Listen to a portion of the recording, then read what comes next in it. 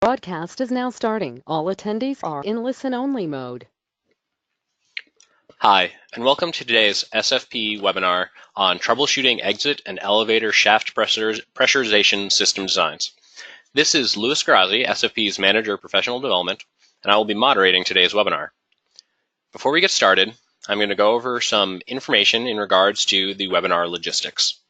First, all participants will receive a certificate of attendance for 1 PDH. To receive a certificate, you must stay online for the entire webinar.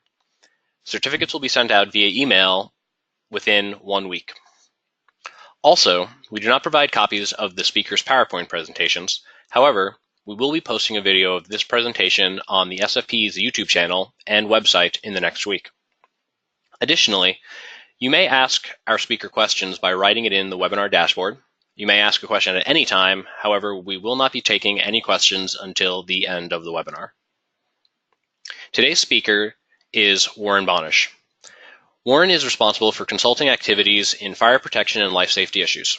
As Associate Principal Vice President, Mr. Bonish directs projects teams and maintains client relationships for a variety of commercial, governmental, and institutional clients. Project work includes mercantile facilities, healthcare, correctional and judicial facilities, multi-use projects, hotels, convention centers, office buildings, shopping malls, and colleges. As project manager, his work includes the development and presentation of equivalencies, variances, fire testing, computer modeling, code interpretations, and accessibility code compliance, sprinkler designs, and reviews. So, with that being said, welcome, Warren. Thank you for SFP giving me this opportunity. And this is going to be an interesting presentation on the case study actual project that I worked on. Just a little background on myself, just so you can know that I'm a code consultant from University of Maryland, graduated in '84, and I've been practicing about 32 years. So there's a lot of background. As you can see, I'm primarily in the fire protection life safety code consulting services, where this job originated from. So the project itself is a new corporate campus consisting of multi-phase project. The first phase was 2 6-story buildings and 1 8-story buildings. These buildings, as you can see in the information here, they're basically 6 stories, 8 stories, approximately 96 feet in height or 128 feet on the taller building. And generally the floor plate is about 45,000 square feet.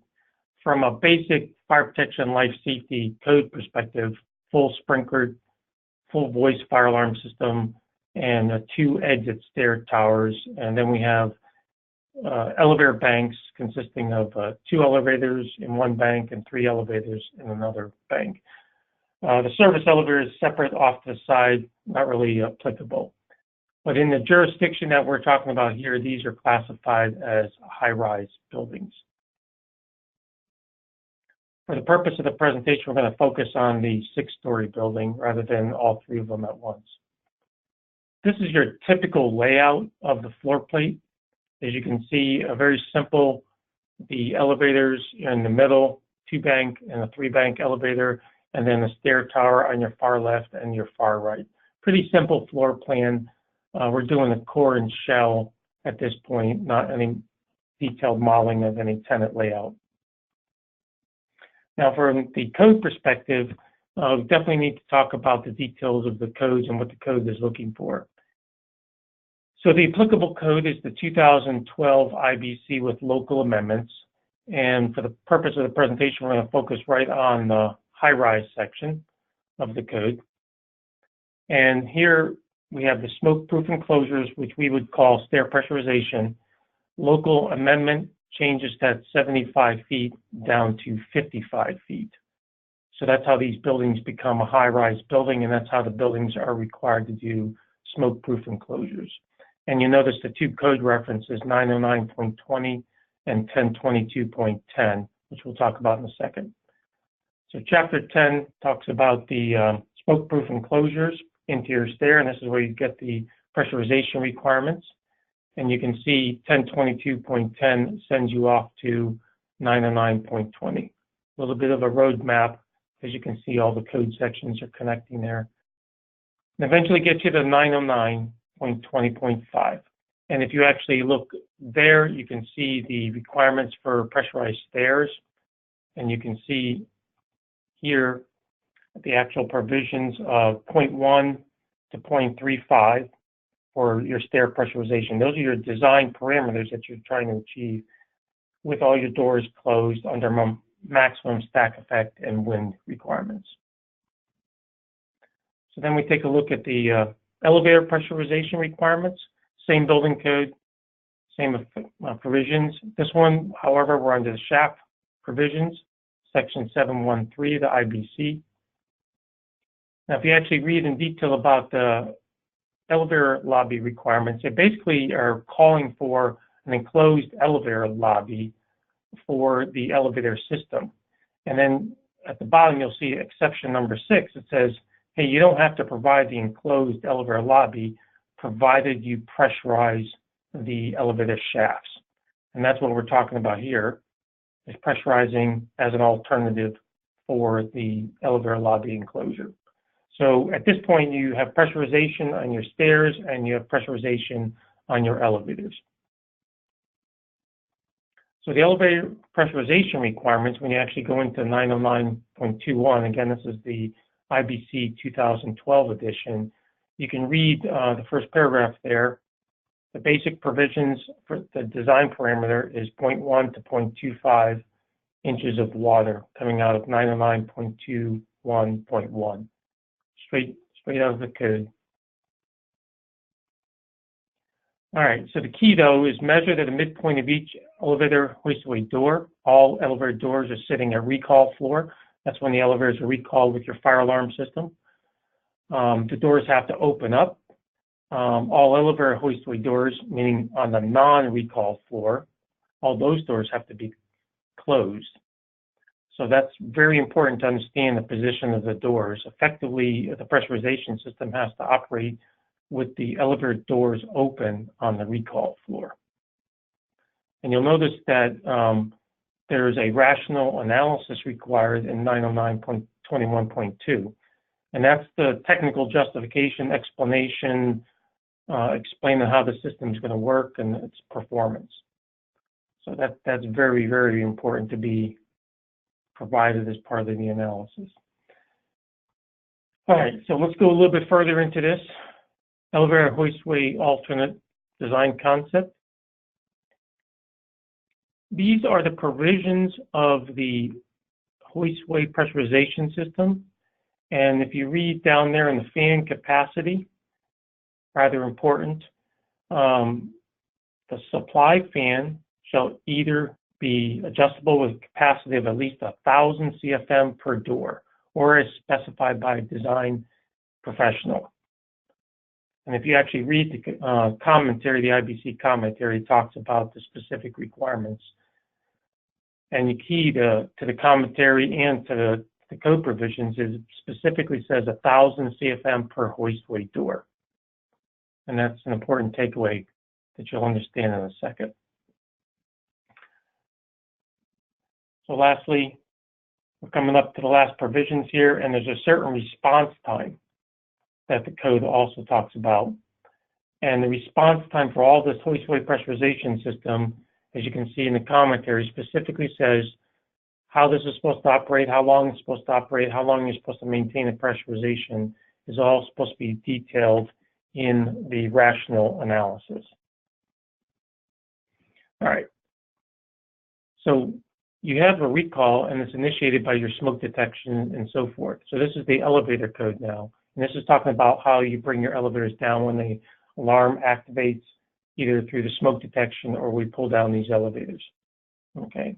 And then you have these various code provisions that talk about the recall and the position of the elevators. And you can see at the bottom, it talks about 15 seconds and so forth. Notice that the elevator code requires the elevators to come nonstop, straight down, and then they shall open and remain open. So these are the detailed operating provisions of the elevator code. So this is what it's supposed to look like after the elevators have been recalled. They go down to the primary recall level and the doors open and they stay in that position. All right, so where is the hoistway pressurization required? You can see the door shall close its door after 15 seconds. Allowed to close after 15 seconds, thereby allowing the pressurization system to stabilize. However, these provisions are in a later edition of the ANSI ASME elevator code. These are not this 15-second rule where the door is allowed to close after 15 seconds was not the adopted version of ASME A17.1 for this project. So we could not use that with these modeling that we're going to be talking about. So that use of the more current code was not possible because also the elevator equipment was not designed and installed to meet the more current edition of the code. So we could not pick and choose the 15-second rule from the current code. We had to use the applicable adopted version, which did not have the 15-second rule in there. So let's just talk real quick about the MEP's design of the pressurization system. For the stairs, they used a ASHRAE spreadsheet table, very similar to the stuff that we have in SFPE, pretty straightforward. And I know it's hard to see those small numbers there, but basically the calculations came up with these two numbers for winter and summer. And the MEP specified a 5100 CFM fan size for each of the stair pressurization systems. As you can see, would meet both the winter and the summer. Pretty straightforward calculation. And this is what your stair pressurization diagram looked like. These are actual diagrams from the design of the project. Very simple. Every other floor, you can see you have a separate shaft, multiple injection points, variable speed fans, backdraft damper, injection at alternate floors. So pretty straightforward design for your stair pressurization system. Elevator pressurization system. So let's talk about the calculations there. This is actual quote from the narrative provided in the design documents. Based upon the calculations performed in IBC 90921.44, which we went through, the calculations are as follows. 3 doors per floor times 6 floors times 1,000 CFM per door equals 18,000 CFM. So right there, there's where the 1,000 CFM is coming from. The MEP is reading the 1,000 CFM from the IBC code as a per door basis. And that sentence that you see is his calculations for figuring out the fan size for the elevator pressurization system. And then he later stated that we have complied through the prescriptive method by providing 1,000 CFM per door. And we have included that in the narrative.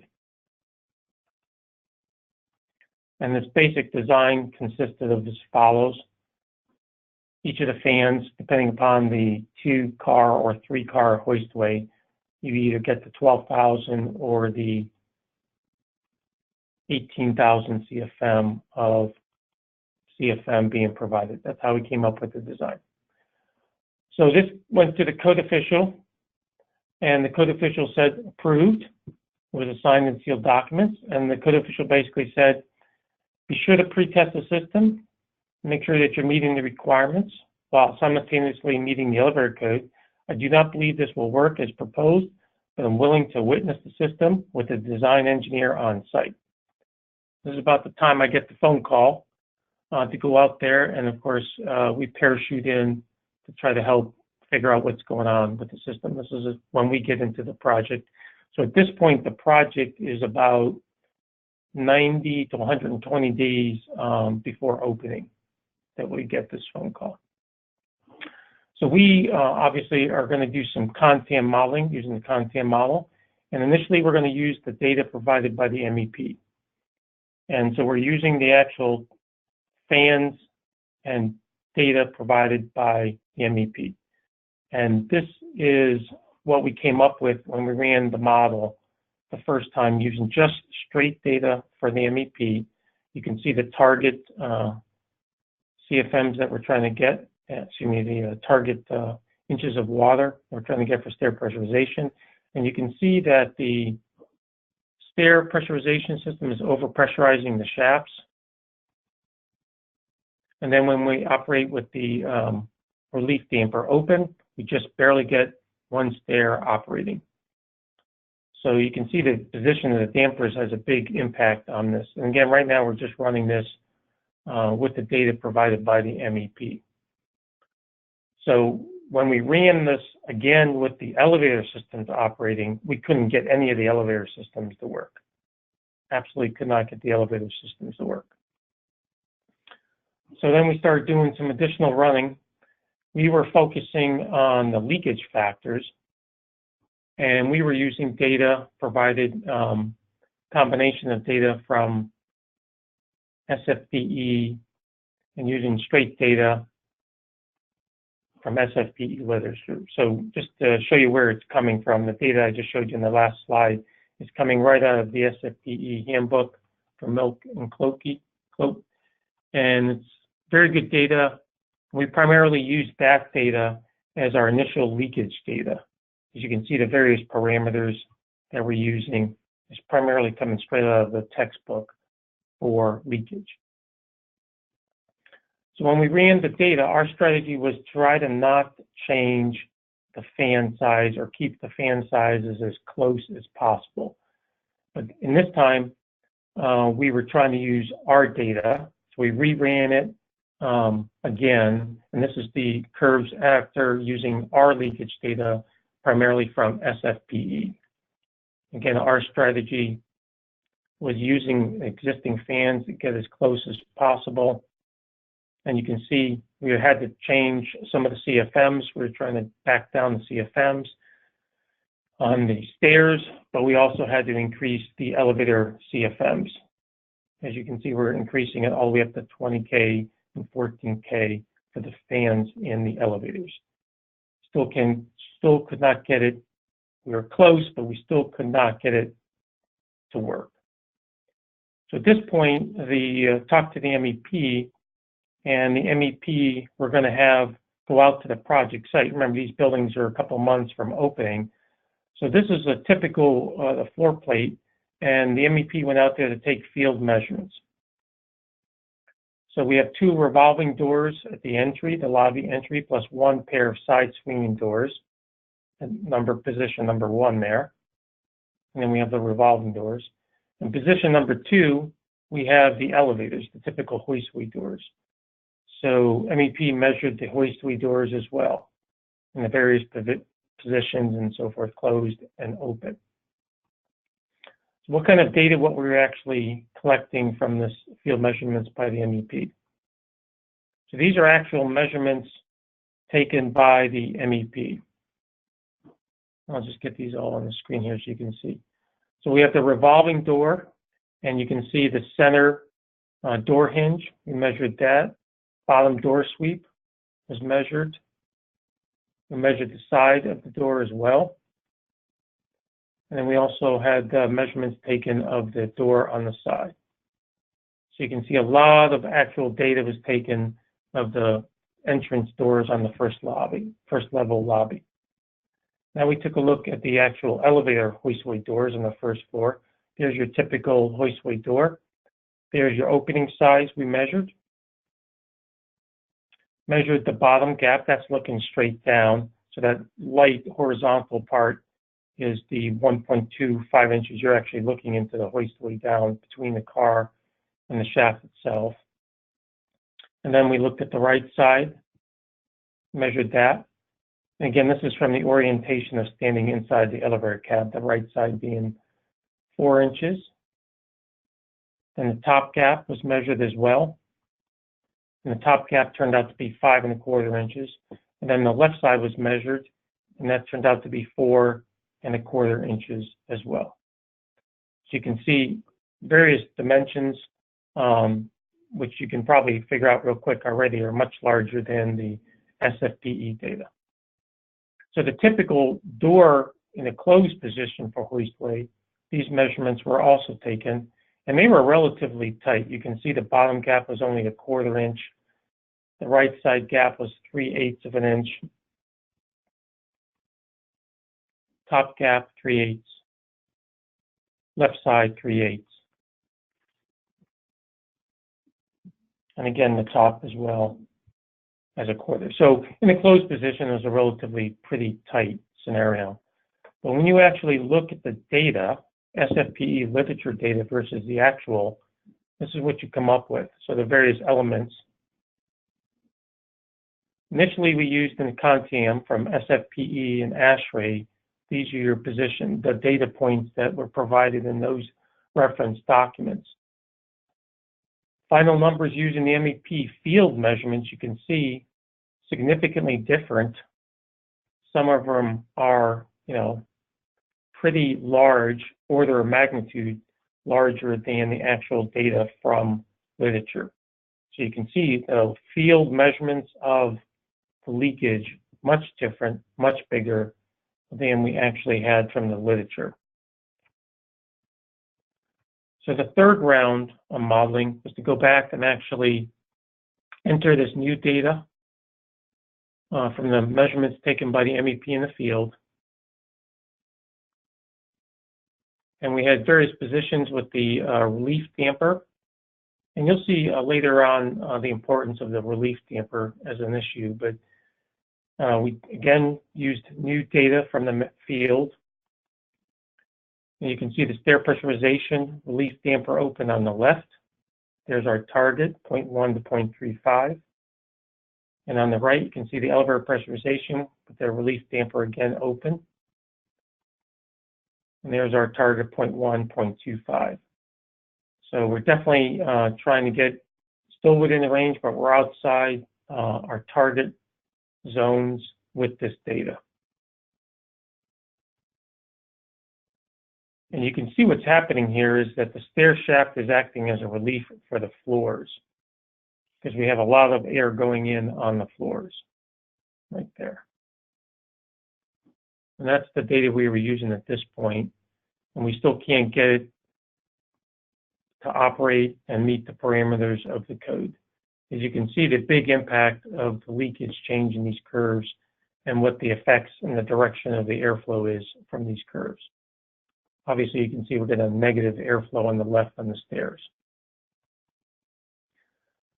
So we had some comments being made at this point from the design team. Obviously, there's a lot of conference calls going on and so forth with the design team, the contractors, and so forth. So we're hearing some different things being said. The elevator door is closed. Stair pressurization fans are already near the max of 0.1 inches. So the contractor is concerned about the operating fans for the stairs. They're already operating at the max. Building envelope. These are comments that we're hearing on the conference calls discussing this. Excess building pressure. And they're already talking about the delta P of 1/2 inch of water between the exterior and inside of the building. So you can see that there's a big delta P between the inside of the building and the outside of the building. So we talked about the larger elevator pressurization fans. Big concern there was the air would be pushing against the stair doors will require larger stair pressurization fans to maintain the delta P. So it's kind of again, chicken and the egg. If we jack up the elevator pressurization fans, we're going to also have to worry about the delta P and meeting the code requirement for stair pressurization. Big concern about excess pressure. Buildings overpressurized already. They want to relieve the pressurization, overpressurization on the first level. They're talking about adding motorized louvers and automatic opening doors on the first level. And obviously, this is a cascading effect, which will have an impact on other other parts of the building. One suggestion by the contractor was to go with the smoke guard concept, just to abandon the whole stair pressurization, the elevator pressurization system, and install the smoke guard across the elevator doors. And that was deemed to be very expensive, and it's a big box that you have to install on top. Couldn't do that at the last minute. So important comments to remember the 0.5 building excess pressure. So here we're doing additional modeling, rounds 4 through 6. We're trying to vary the field test data, the various leakage factors, and so forth. I'll just show you this. And we're just At this point, we're just trying to vary and try to come up with the various combinations that would work. And you can see no stair damper operated at the same time with the elevators only, winter. So we're doing a lot of different what-if scenarios. And this is what we're eventually ending up with is close, is basically the original stair pressurization fans at CFMs at 5100. And then we're coming up with elevator 1 at 45,000 CFM and elevator 2, the smaller one, at 30,000. So at this point, they go forth with these and order the fans.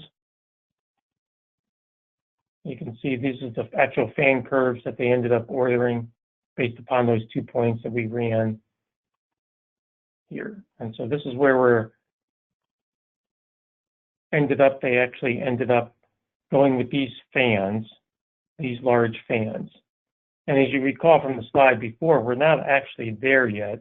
We're close, but we're getting very close to operating, getting the building open. So here is just a quick summary to show you how much time and how many major chunks of time. And this is kind of part of the lessons learned. You know, the first round of effort, round 1, we did it very fast, 5 days, doing approximations and so forth. Second round was done in 3 days over a weekend. Then after we gave them the initial results on the second round, there was about 30 days of silence. And that's when the MEP was starting to take the field measurements. So there's a big gap of time there. And you can see rounds 4, 5, and 6.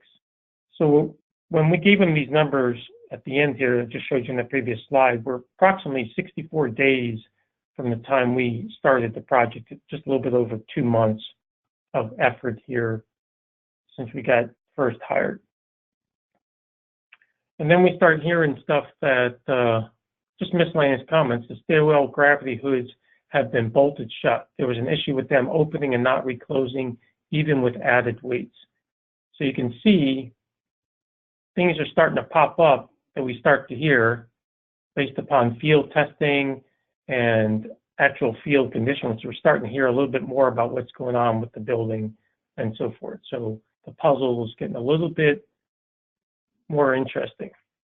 Then we go on a radio silence for about 3 weeks. And then we started hearing about some test results. So these are the actual test results that were starting to trickle back to us from the MEP. I know there's a lot of numbers on the screen, but you can see, I'll just point them out real quick here. These are our fan sizes, just to remind you what they are. But just to point out what they were finding in the field were negative pressure readings. You can see clearly that we have more flow with the doors opening to the exterior, creates a high pressure differential across the elevator doors. So we definitely have some issues going on in the building. A small, by the way, comment by the MEP says there's a 0.19 delta P between the outside and the inside of the building. The contractor said there was actually a half an inch of delta P across that. So you can see there's a lot of things going on, negative pressures occurring and so forth. And this is basically just straight out of the handbook, and what you're seeing is actually happening in the building from a visual perspective. The test number 1 and number 2 findings with the negative, this is what you're actually seeing is this kind of positive on the bottom and negative on the top. You got airflow going into the bottom of the stair, negative drawn into the stair, and positive coming out. So you can see that's not where we want to be in the center curve. So we have some pressurization occurring, but not all. And so obviously we're trying to target the right curve. That's our goal that we're trying to target there.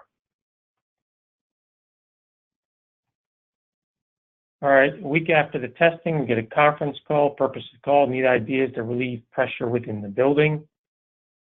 MEP does a calculation, says he needs about 24 square feet of building relief. He also says he's got a high level of CO. These are my notes from the conference call. Other things I heard during the conference call, they want to cut a hole in the roof, add weatherized dampers. They want to reverse the direction of the existing stair pressurization fan, so they provide some kind of relief during non-fire period in the building. They want to provide motorized dampers on a per floor and new exhaust fans at the roof over the existing elevator shaft. They actually want to use the elevator shaft to relieve the building. They want to add a pressure relief damper underneath the existing pressurization fans, which will activate when the fans are not running. So they want to basically use the actual pressurization shaft, and they want to have a relief damper underneath the fan in a non-fire scenario. And then they want to add a louver to exterior of every floor of the building. And they want to come up with some idea to prevent airflow through the elevator shaft. There's a huge opening at the top of the elevator door and about a 4-inch gap at the jambs and threshold. Really need to add brushes to reduce this gap. So these are different comments you're hearing in the conference call. So then the next day we start hearing about them installing these brushes. And if you haven't seen the brushes before, these are brushes that you would add off the market type of brushes, and they do have a great impact on reducing the airflow leakage around the elevator door. So these would be added around the elevator door to address that 4-inch plus gap that you saw in the previous slides. So what do they do about solving the building pressurization? Add venting to each of the floors. These are diagrams right out of SFPE. Claude Milke's handbook talks about the different concepts of adding vents directly out of the floor. So pretty much 6 months of silence have gone by. Lots of adjustments, modifications, testing, retesting, eventually passing the test, but no paperwork. So we were contacted after 6 months to write up a report. So we ended up writing a report that pretty much summarizes the 6 modeling runs with the graphs. If you notice that we didn't actually have, let me go back to that one slide here, I went too fast here. We didn't actually have passing graphs. So that's what we ended up writing the report on, just really a summary of the 6 different scenarios as our documentation. What we did find out was that the systems did actually pass. And these are actual test data from field measurements using the fan sizes that we did in round number 6. And you can see, for example, the door opening force, 25 pounds. This is on the 4th floor, for example. There's one on another one, 27 pounds. This one on the 2nd floor, 29 pounds. You can see the pressure is getting pretty high there.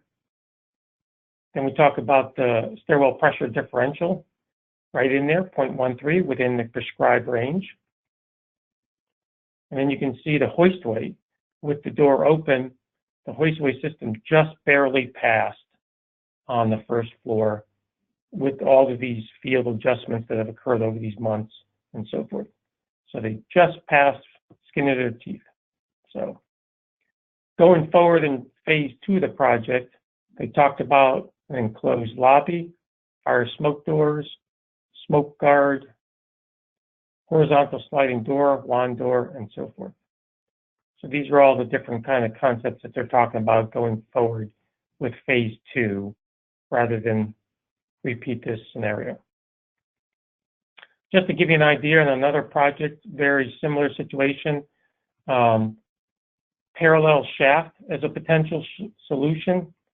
And notice that the injection could be a 2-point injection system, one primarily above the elevator car and a secondary based upon the recall position. So you could actually have an injection point there and an injection point there to help pressurize the elevator shaft based upon the car cab position. So real quick lessons learned on the project. Building was already overpressurized. Elevator door leakage was far in excess of the SFPE table values. Really a lot of extrapolation, not a lot of time to figure out actually what was going on in specific elevators, a lot of measurements and adjustments.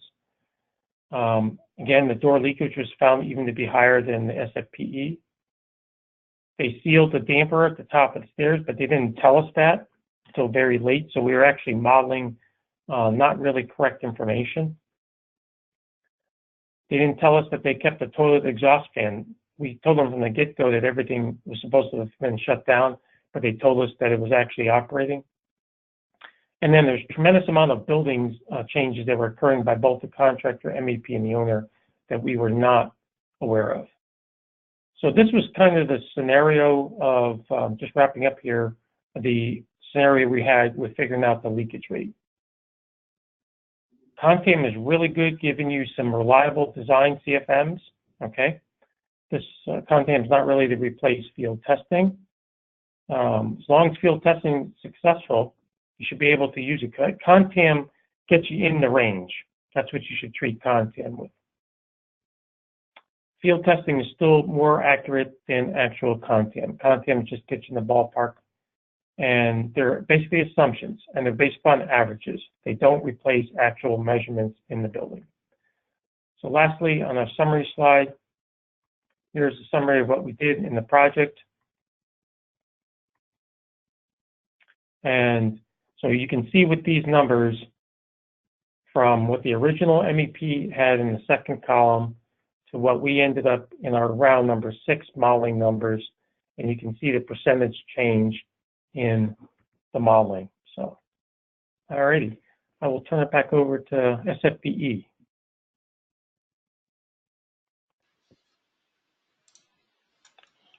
All right, thanks, Warren. We do have some time to take some questions, so let's get started. The first question we have is for elevator pressurization applications. Since the IBC classifies these systems as smoke control, is a graphic smoke control panel also required with manual controls and status feedback? Instantaneous answer, I would say yes. I would say yes. I would do a little bit of research on that, but my first answer would be yeah. Because I think that's pretty important for these things to operate and for the fire service to see what the position of everything is, where the cab is, and so forth. So yes. All right, great. The next question we have is, can you give a little more detail on how to measure the leakage in the field? Is it just by dimensions of opening, or is there a guideline for such measurements? So 2 answers there. One is the measurements were taken, and you saw in a couple of the pictures, just by a simple tape measure. And one of my comments to you in the summary was that they didn't measure every elevator door and elevator position or stair door. They only did 1 or 2 on the first floor, and they extrapolated that.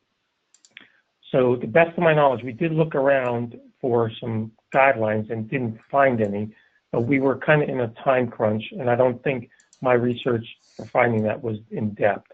But we couldn't find something quickly and reasonably fast to figure that out. So these were just tape measured measurements for this project.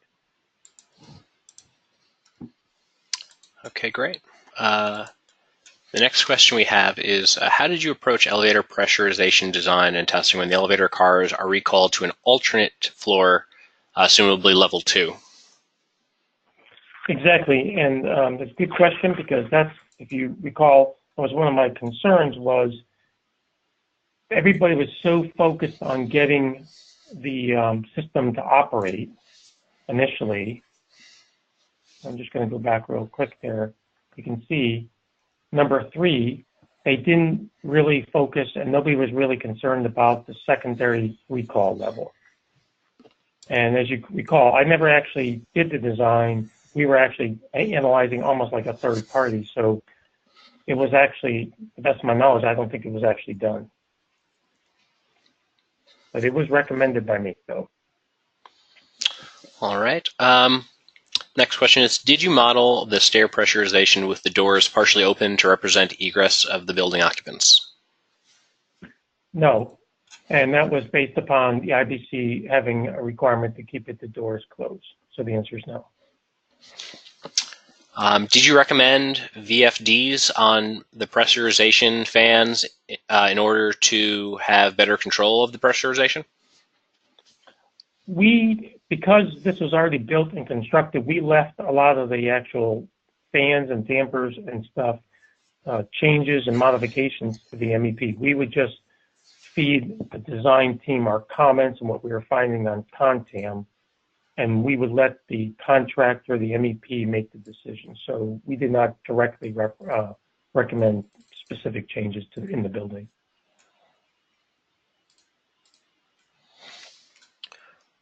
All right. The next question we have is, what was the temperature difference between the interior and exterior actual and what was used in the model? The temperature difference? So our temperatures were pretty high. Our outside temperatures were, I think our summer was like in the 90s, 95, whatever ASHRAE has for our area. And then we also, for the building, MEP had it at 70, it was 71, 72 as the range.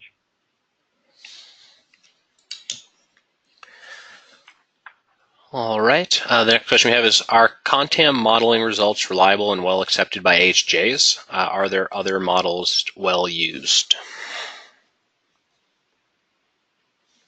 The answer is yes. I think the Contam model is well accepted, and I do recommend continued use. The difference in this project is that we were called in late, and we used the Contam model almost to do a reverse validation of the engineering documents. The actual code official focused on the rational analysis and wanted documentation and proof that the 1,000 CFM number that the MEP had proposed is substantiated. So they kind of called us in to do the modeling, and that's when we ended up using Contam to reverse engineer it. We have found that Contam is very, very good. It's in the range, the 90%, 95% range with respect to estimating CFMs. And as long as you have a good 10 or 15% CFM margin, flexibility in the field for adjustments, that we think the Contam is very good. But I think through the presentation and through the case study here, people realize, or should hopefully realize, that if you don't get the good data in, Contam is not going to spit out good results. And you can see a little bit of the frustration we were having. We were told through design documents that there was a relief at the top of the stair.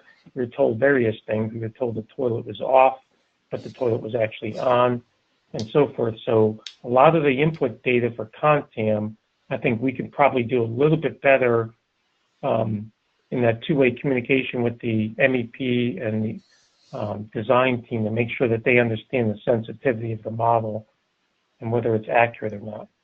So yes, I definitely think Contam is the way to go. All right. We have a comment where the IVC requires a special inspection of smoke control systems. It appears that the measurements were taken by the contractor. So the question is, was a special inspector employed on the project? So the measurements were actually taken, the field measurements that you saw of the gaps were taken by the MEP. The actual measurements that we showed you a couple of slides ago of the passing of the test, that was actually taken by a testing and balance contractor. The city did not mandate a special inspector. They accepted the MEP and the testing and balance contractor, and they did not require a special inspector. All right. Next question is, how many number of design doors are considered in staircase pressurization calculations, and is the 12.5 pascals pressure measured across open door or closed doors? I think you might have answered that second part. Yeah, so the second part is that the doors are closed. For this building code, the doors are closed, so we didn't have to measure with them in the open position. And the first part, Louis? Was how many doors design doors are considered in the staircase pressurization calculation? Design doors. So the design doors for stair pressurization is the number of floors.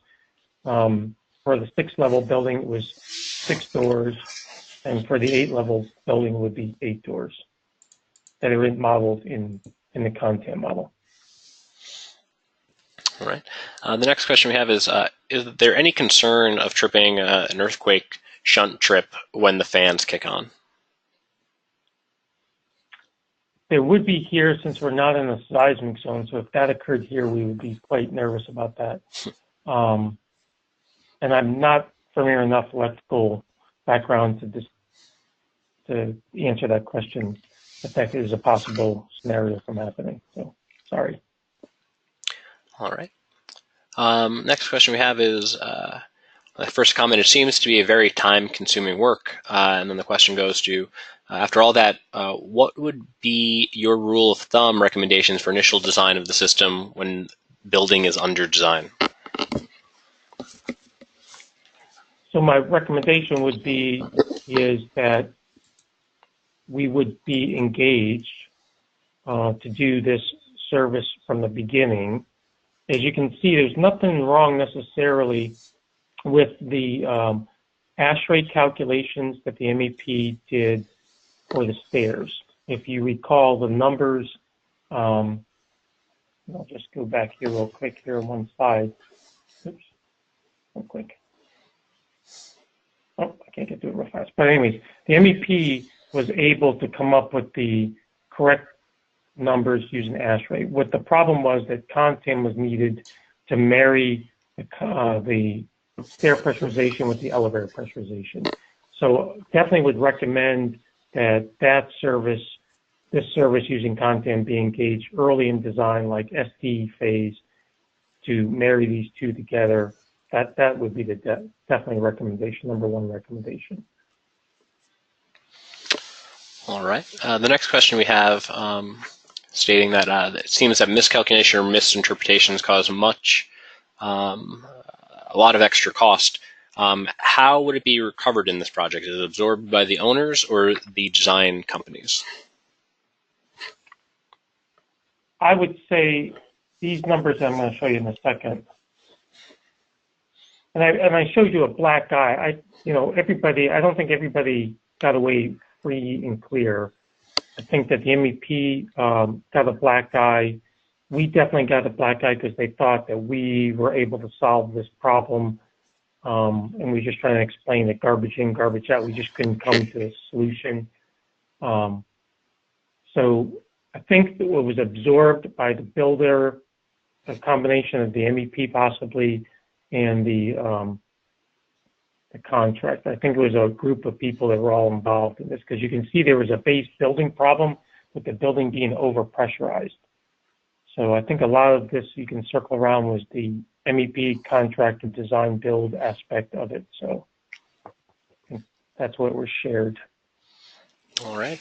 I had a few questions about this next question. I'm not sure how much you can speak to it, but is there a kind of a cost estimate that you could throw out or speak to on for this project? So what it ultimately cost?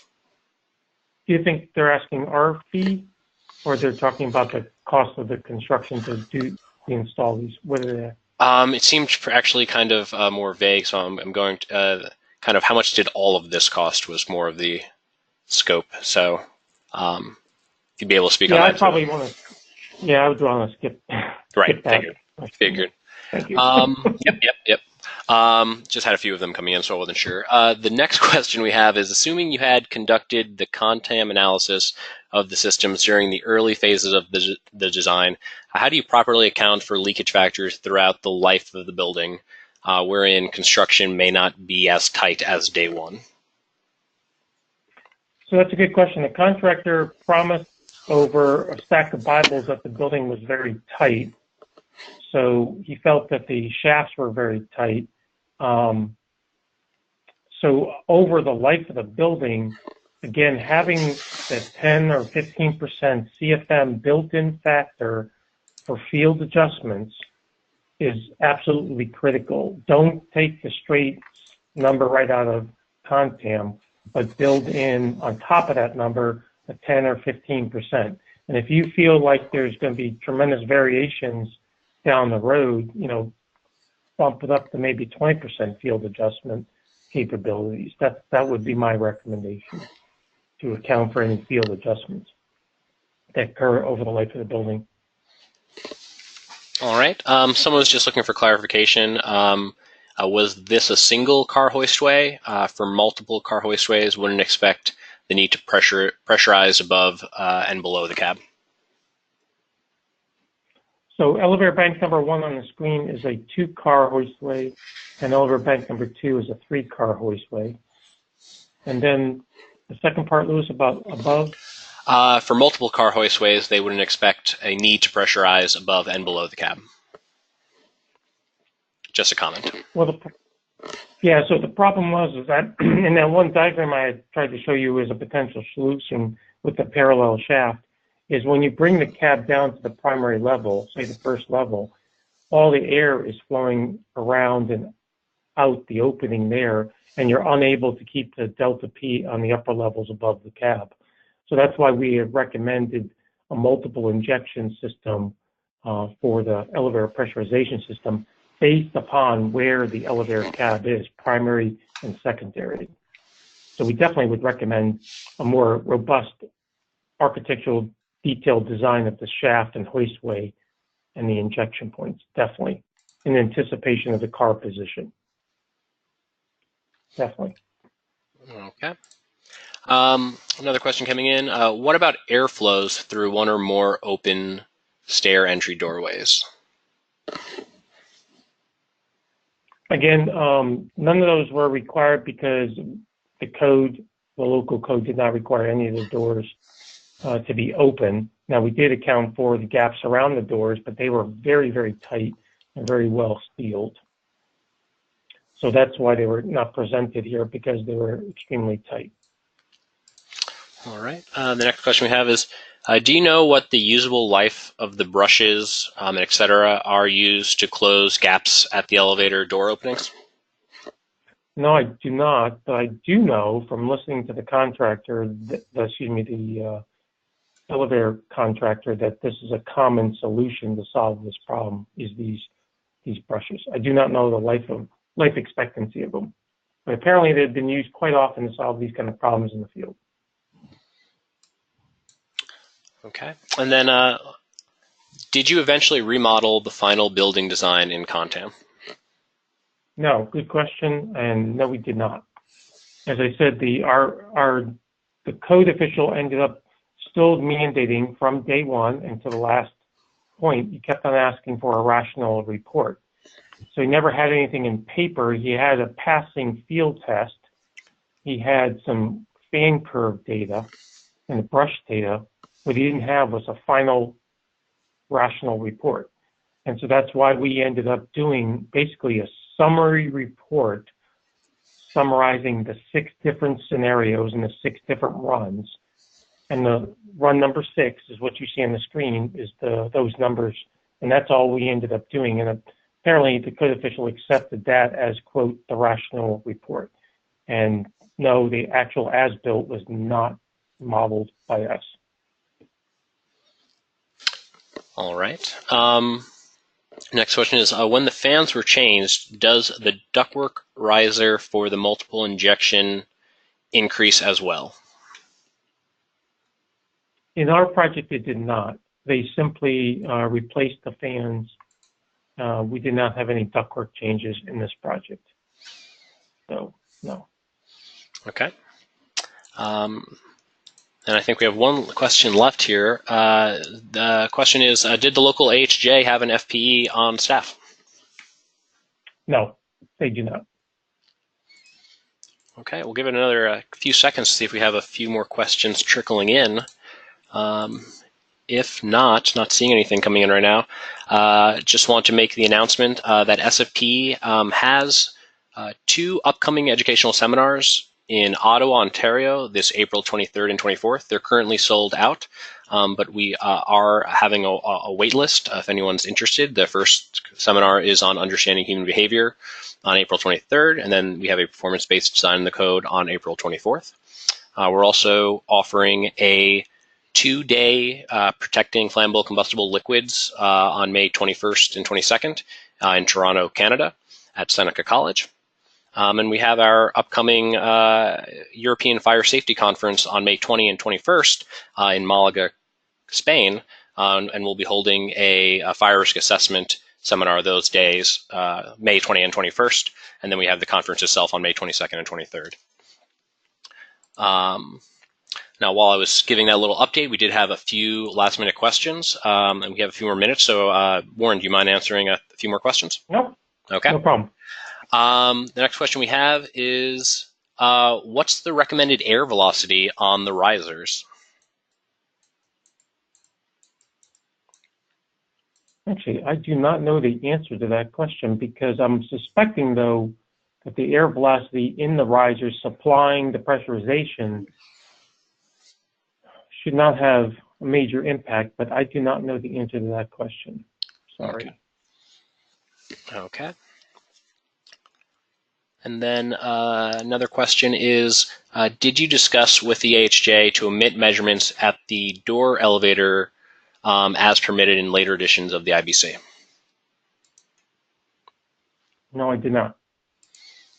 Did not. Okay, and then the last question here is the adjacent pressurization shaft needed to compensate for recalled elevators? In the diagram that I showed you on the elevator as an alternate solution, yes, that's we did another project very similar, not too far away, and that system was apples and oranges compared to this project because that design, we actually had a parallel shaft that could accommodate the primary and the secondary recall position of the elevator cab. So when it was in the recall position, we had airflow below it, no problem. And when it was in the primary position, we had airflow above it. So yes, that alternate shaft is an excellent suggestion. It takes a little bit more space, obviously, in the building, but it surely helps from the get-go on these type of projects with pressurization of the elevator shaft. Okay. And the last question I think we'll have for today is, if you were the designer of record, how would you have approached this design? I think that one of the lessons learned is I would have probably sat down with the engineer, the MEP, in more detail and more time, spent more time with the engineer, and also spent time talking to the contractor, the GC, the HVAC contractor primarily.